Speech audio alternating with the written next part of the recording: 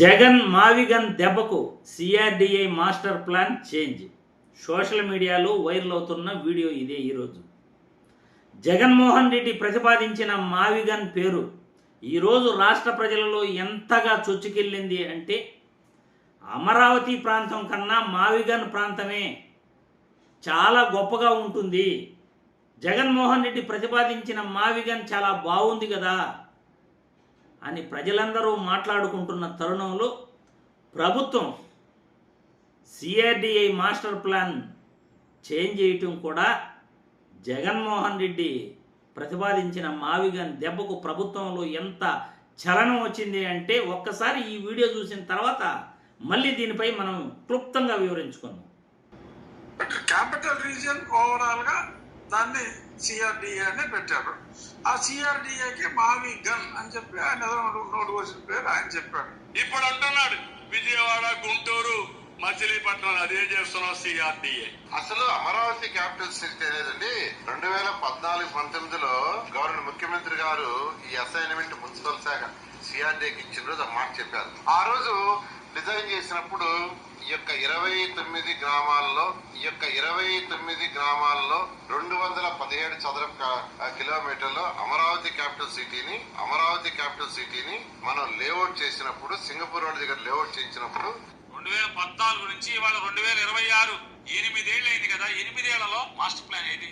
జగన్మోహన్ రెడ్డి గారు మావిగన్ అని చెప్పగానే వెంటనే ఆర్వీ అసోసియేట్స్ వాళ్ళని దేశం మీద వదిలేరు. తెలుసా పోనీ ఆర్వీ అసోసియేట్స్ ఎవడో తెలీదా? రాజధాని అమరావతి 2వ దశ మాస్టర్ ప్లాన్ రూపకల్పన బాధ్యతను సింగపూర్ కి చెందిన సుర్బానా జొరాంగ్ సంస్థకు సిఆర్డిఏ అప్పగించింది. మౌలిక వసతుల ప్రణాళిక రూపకల్పనకు ఆర్వీ అసోసియేట్స్ ని కన్సల్టెన్సీ సంస్థగా ఎంపిక చేసింది. ఇప్పుడు కొత్తగా వీళ్ళని పంపించి ఆర్వీ అసోసియేట్స్ పంపించి ఇప్పుడు కొత్తగా మాస్టర్ ప్లాన్ మొదలు పెట్టలేదా?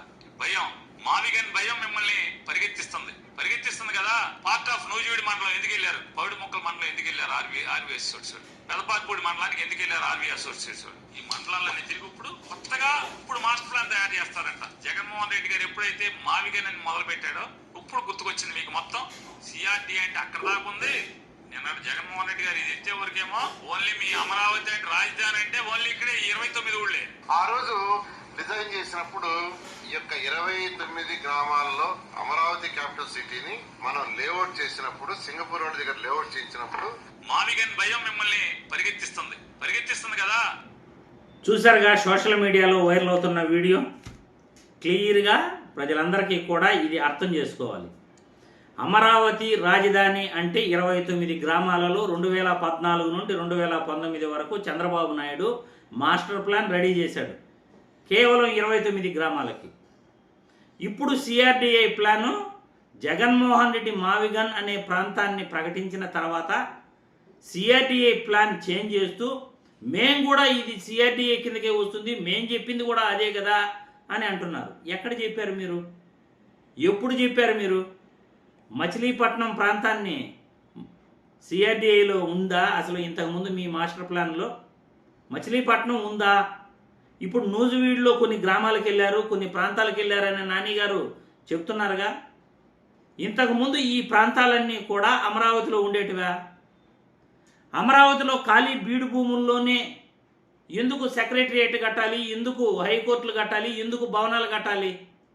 ముంపు ప్రాంతంలో ఎందుకు కట్టాలి? గుంటూరు, విజయవాడ, మచిలీపట్నం మధ్యలో సచివాలయాలు ఆల్రెడీ ఉన్న బిల్డింగులు వాడుకోవచ్చు, లేకపోతే కొత్త బిల్డింగులు తక్కువ ఖర్చుతో కట్టుకోవచ్చు కదా. స్క్వేర్ ఫీటు 2200 నుండి స్క్వేర్ ఫీటు 4000 రూపాయల లోపల గొప్పగా అత్యద్భుతంగా అత్యాధునిక భవనాలు కట్టచ్చు కదా. జగన్మోహన్ రెడ్డి విశాఖపట్నంలో 240 కోట్లతో గొప్పగా రిషికొండ కార్యాలయాలు కట్టాడు, 240 కోట్లతోనే. ఇక్కడ సచివాలయానికి 6600 కోట్లు అమరావతిలో మీరు ఖాళీ బీడు భూముల్లో కొత్త సచివాలయం కట్టేదానికి ఖర్చు పెడుతున్నారు కదా. ఇదంతా ప్రజా దోపిడీ కదా. కాంట్రాక్టర్లకు దోచిపెట్టడం కోసమే కదా మీరు ఖాళీ బీడు భూముల్లో నిర్మాణ వ్యయాన్ని 12,000 నుండి 15,000 వరకు స్క్వేర్ ఫీట్కు ఖర్చు పెడుతున్నారు.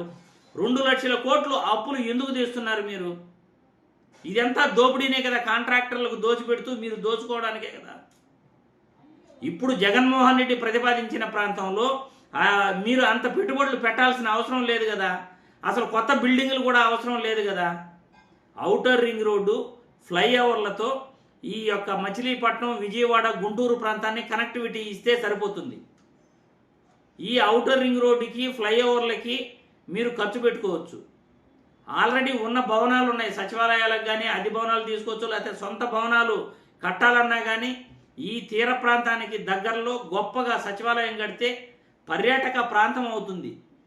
మచిలీపట్నానికి, ఈ విజయవాడకి, గుంటూరుకు మధ్యలో ఈ తీర ప్రాంతం ఏదైతే నేషనల్ హైవేలు ఉన్నాయో NH65, NH16, ఈ ప్రాంతంలో తక్కువ ఖర్చుతో 600-700 కోట్లతో సచివాలయం కట్టుకోవచ్చు, గొప్పగా కట్టచ్చు.